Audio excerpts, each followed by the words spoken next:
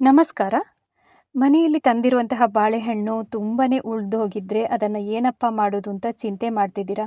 ಹಾಗಿದ್ರೆ ಇವತ್ತಿನ ವಿಡಿಯೋವನ್ನು ನೋಡಿಕೊಂಡು ಸೂಪರ್ ಆಗಿರುವಂತಹ ಒಂದು ದೋಸೆ ರೆಸಿಪಿಯನ್ನು ಮಾಡಿ ನೋಡಿ. ಬ್ರೇಕ್‌ಫಾಸ್ಟಿಗೆ ಇದನ್ನು ಮಾಡಿ ತಿನ್ನಬಹುದು. ಮತ್ತು ಇದನ್ನು ಕಾಯಿ ಚಟ್ನಿ ಜೊತೆಗೋ ಅಥವಾ ತುಪ್ಪ ಎಲ್ಲ ಹಾಕಿ ಹಾಗೇನೆ ಕೂಡ ತಿನ್ಬೋದು. ತುಂಬಾನೇ ಸಾಫ್ಟಾಗಿ ಸ್ಪಾಂಜಿ ಆಗಿರುವಂತಹ ದೋಸೆಯನ್ನು ಹೇಗೆ ಮಾಡೋದು ಅಂತ ನೋಡ್ಕೊಂಡು ಬರೋಣ ಬಾಳೆಹಣ್ಣನ್ನು ಉಪಯೋಗಿಸ್ಕೊಂಡು. ಬಾಳೆಹಣ್ಣಿನ ದೋಸೆಯನ್ನು ಮಾಡ್ಕೊಳ್ಳೋದಕ್ಕೆ ಮೊದಲಿಗೆ ನಾವಿಲ್ಲಿ ಬಾಳೆಹಣ್ಣನ್ನು ತಗೊಳ್ಬೇಕು. ನೀವು ಯಾವುದೇ ರೀತಿಯಾದಂತಹ ಬಾಳೆಹಣ್ಣನ್ನು ಈ ದೋಸೆಗೆ ಉಪಯೋಗ ಮಾಡ್ಕೊಳ್ಬೋದು. ನಾನಿಲ್ಲಿ ಕದಳಿ ಬಾಳೆಹಣ್ಣನ್ನು ತಗೊಂಡಿದ್ದೀನಿ, 9 ಆಗುವಷ್ಟು ತಗೊಂಡಿದ್ದೀನಿ.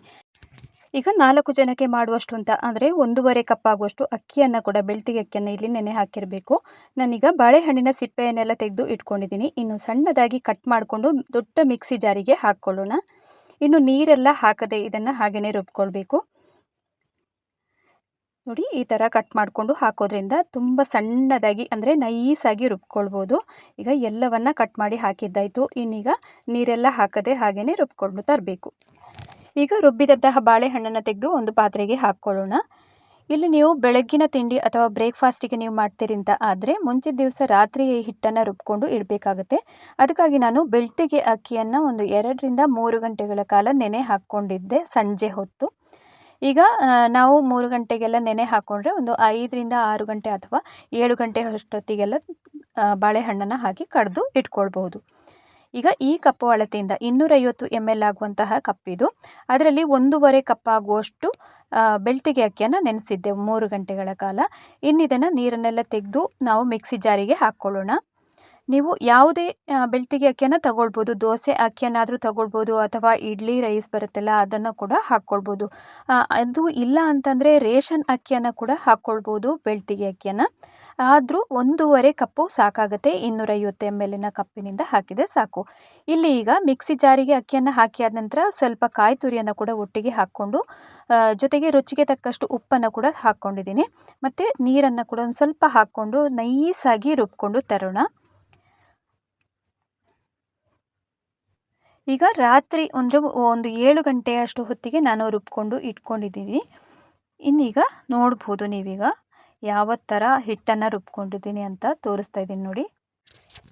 ಇಷ್ಟಾದರೆ ಸಾಕಾಗುತ್ತೆ. ಇನ್ನು ನಾವು ಆಗಲೇ ಬಾಳೆಹಣ್ಣನ್ನು ಕಡಿದು ಇಟ್ಕೊಂಡಿದ್ದೀವಲ್ಲ ಒಂದು ಪಾತ್ರೆಗೆ ಹಾಕಿ ಅದಕ್ಕೆ ಈ ಹಿಟ್ಟನ್ನು ಕೂಡ ಹಾಕ್ಕೊಂಡು ಮಿಕ್ಸ್ ಮಾಡ್ಕೊಳ್ಳೋಣ. ಇನ್ನು ರಾತ್ರಿ ಎಲ್ಲ ಫುಲ್ ಇದನ್ನು ಫರ್ಮೆಂಟ್ ಆಗೋದಕ್ಕೆ ಬಿಡಬೇಕು. ಒಂದು 8 ಗಂಟೆಗಳ ಕಾಲ ಹಾಗೆಯೇ ಬಿಡ್ಬೋದು. ಅಥವಾ ನೀವು ಸಂಜೆ ತಿಂಡಿಗೆ ಮಾಡ್ತೀರಿ ಅಂತ ಆದರೆ ಬೆಳಗ್ಗಿನ ಹೊತ್ತು ಇದನ್ನು ಗ್ರೈಂಡ್ ಮಾಡಿ ಇಟ್ಕೊಳ್ಬೋದು. ಈಗ ಇಲ್ಲಿ ಬಾಳೆಹಣ್ಣಿನ ಮಿಶ್ರಣಕ್ಕೆ ನಾನು ಅಕ್ಕಿ ಹಿಟ್ಟನ್ನು ಕೂಡ ಹಾಕಿ ಸರಿಯಾಗಿ ಒಮ್ಮೆ ಮಿಕ್ಸ್ ಮಾಡ್ಕೊಳ್ತಾ ಇದ್ದೀನಿ. ಇನ್ನು ಉದ್ದಿನ ದೋಸೆ ಹಿಟ್ಟಿನ ಹದವನ್ನು ನೀವು ನೋಡಿರ್ಬೋದಲ್ಲ, ಆ ಹದಕ್ಕೆ ನಾವು ಇದನ್ನು ಬಾಳೆಹಣ್ಣಿನ ಮಿಶ್ರಣವನ್ನು ಕೂಡ ಮಾಡಿ ಇಟ್ಕೊಳ್ಬೇಕು. ಸೇಮು ಒಂದೇ ಥರನೇ ದೋಸೆ ಹಿಟ್ಟನ್ನು ಕೂಡ ಇದೇ ರೀತಿ ಮಾಡುವಂಥದ್ದು. ಈಗ ಅದಕ್ಕೆ ಮಿಕ್ಸಿ ಜಾರಿಗೇ ಒಂದು ಸ್ವಲ್ಪ ನೀರನ್ನು ಹಾಕ್ಕೊಂಡು ಮತ್ತೆ ಬೀಟ್ ಮಾಡ್ತಾ ಇದ್ದೀನಿ. ಇಷ್ಟು ಹಾಕಿದರೆ ಸಾಕು. ದೋಸೆ ಹಿಟ್ಟಿನ ಹದಕ್ಕೆ ಈಗ ಬಂದಿದೆ ಈಗಾಗಲೇ. ಇನ್ನು ಬೇಕಂದರೆ ಮಾರನೇ ದಿವಸ ಬೆಳಿಗ್ಗೆ ನೀವು ಹಿಟ್ಟು ಫರ್ಮೆಂಟ್ ಆದ ನಂತರ ನೀವು ಬೇಕಂತಂದರೆ ಹಾಕ್ಕೊಳ್ಬೋದು. ಸ್ವಲ್ಪ ದಪ್ಪ ಆಯಿತು ಅಥವಾ ಗಟ್ಟಿ ಅನ್ನಿಸ್ತು ಅಂತಂದರೆ ಮತ್ತೆ ಹಾಕ್ಕೊಳ್ಬೋದು. ಈಗ ಮುಚ್ಚಳವನ್ನು ಮುಚ್ಚಿ ರಾತ್ರಿ ಫುಲ್ಲು ಇದನ್ನು ಫರ್ಮೆಂಟ್ ಆಗೋದಕ್ಕೆ ಬಿಡೋಣ. ಬೆಳಗ್ಗಿನ 7 ಗಂಟೆಯಷ್ಟು ಹೊತ್ತಿಗೆ ನಾನೀಗ ತೋರಿಸ್ತಾ ಇದ್ದೀನಿ. ಇನ್ನೀಗ ಮಾರನೇ ದಿವಸ ಕೂಡ ಒಮ್ಮೆ ಸೌಟನ್ನು ಹಾಕ್ಕೊಂಡು ಮಿಕ್ಸ್ ಮಾಡಿಕೊಳ್ಳೋಣ ಚೆನ್ನಾಗಿ. ಅಕಸ್ಮಾತ್ ನಿಮಗೆ ಎಲ್ಲಾದರೂ ಗಟ್ಟಿ ಅಂತ ಅನಿಸಿದರೆ ಸ್ವಲ್ಪ ನೀರನ್ನು ಮತ್ತೆ ಆ್ಯಡ್ ಮಾಡ್ಕೊಳ್ಬೋದು. ನಾನಿಲ್ಲಿ ನೀರನ್ನು ಆ್ಯಡ್ ಮಾಡ್ಕೊಳ್ಳೋದಕ್ಕೆ ಹೋಗಲಿಲ್ಲ, ಹಾಗೆಯೇ ತವದ ಮೇಲೆ ಹಾಕ್ಕೊಳ್ತಾ ಇದ್ದೀನಿ. ಇನ್ನೀಗ ಬಿಸಿಗೆ ತವವನ್ನು ಕೂಡ ಇಟ್ಕೊಂಡಿದ್ದೀನಿ ನೋಡಿ. ಇಷ್ಟಿದ್ರೆ ಸಾಕಾಗುತ್ತೆ.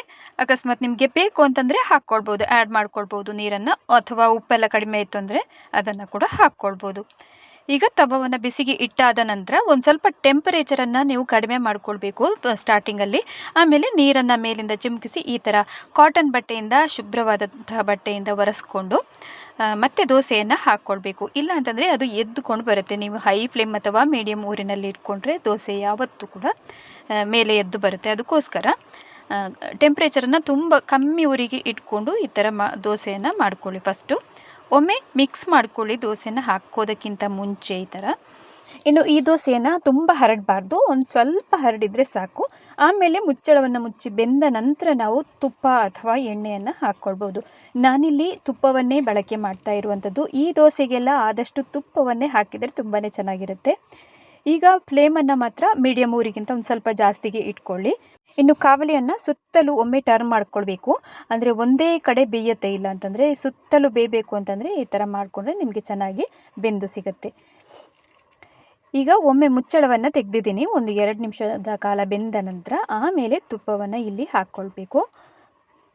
ತುಪ್ಪ ಹಾಕಿದ ನಂತರ ಸುತ್ತಲೂ ಒಮ್ಮೆ ಹರಡಿ ಆದಮೇಲೆ ದೋಸೆಯನ್ನು ಸರಿಯಾಗಿ ನಿಮಗೆ ಬೇಕು ಅಂತಂದರೆ ಇನ್ನು ಕೌಚಿಗೆ ಹಾಕಿ ಕೂಡ ಬೇಯಿಸ್ಕೊಳ್ಬೋದು. ಬಟ್ ಇದರಲ್ಲಿ ಹಾಗೆಯೇ ಬೇಯಿಸೋದ್ರಿಂದ ತುಂಬಾ ಚೆನ್ನಾಗಿ ಬರುತ್ತೆ. ಉದ್ದಿನ ದೋಸೆ ಎಲ್ಲ ನಾವು ಯಾವ ಥರ ಮಾಡ್ತೀವಿ ನೋಡಿ, ಅದೇ ಥರನೇ ಇದನ್ನು ಕೂಡ ಮಾಡ್ಕೊಳ್ಳುವಂಥದ್ದು. ತುಂಬಾ ಟೇಸ್ಟಿಯಾಗಿ ಸ್ಪಾಂಜಿಯಾಗಿ ಅಷ್ಟೇ ಸಖತ್ತಾಗಿರುತ್ತೆ. ನೀವು ಇದನ್ನು ಬೆಳಗಿನ ತಿಂಡಿಗಾದರೂ ಮಾಡ್ಕೊಳ್ಬೋದು ಅಥವಾ ಸಂಜೆಗಾದರೂ ಮಾಡ್ಕೊಳ್ಬೋದು. ಒಟ್ಟಿನಲ್ಲಿ ಸೂಪರ್ ಆಗಿರುವಂತಹ ಸ್ಪಾಂಜಿ ಆಗಿರುವಂತಹ ದೋಸೆ ಬಾಳೆಹಣ್ಣಿನಿಂದ ಮಾಡ್ಕೊಳ್ಬೋದು. ಈಗ 2ನೇ ದೋಸೆಯನ್ನು ಕೂಡ ಅದೇ ರೀತಿಯಾಗಿ ಮಾಡಿ ತೆಗಿತಾ ಇದ್ದೀನಿ. ಇನ್ನಿದಕ್ಕೆ ಯಾವುದೇ ರೀತಿಯಾದಂತಹ ಬಾಳೆಹಣ್ಣನ್ನು ನೀವು ಯೂಸ್ ಮಾಡ್ಕೊಳ್ಬೋದು. ನೇಂದ್ರ ಬಾಳೆಹಣ್ಣಿಂದ ಕೂಡ ಮಾಡ್ಬೋದು. ಆಮೇಲೆ ನೀವು ನೇಂದ್ರ ಬಾಳೆಹಣ್ಣು ದೊಡ್ಡದಾಗಿರುತ್ತಲ್ಲ, ಅದನ್ನು ನೀವು ಆದಷ್ಟು ನೋಡಿಕೊಂಡು ಹಾಕ್ಕೊಳ್ಳಿ. ಒಂದು 4 ಜನ ಮೆಂಬರ್ಸಿಗೆ ಮಾಡ್ತೀರಿ ಅಂತ ಆದರೆ 2 ಬಾಳೆಹಣ್ಣು ಸಾಕಾಗುತ್ತೆ. 2ರಿಂದ 3 ಜಾಸ್ತಿ ಅಂತಂದರೆ.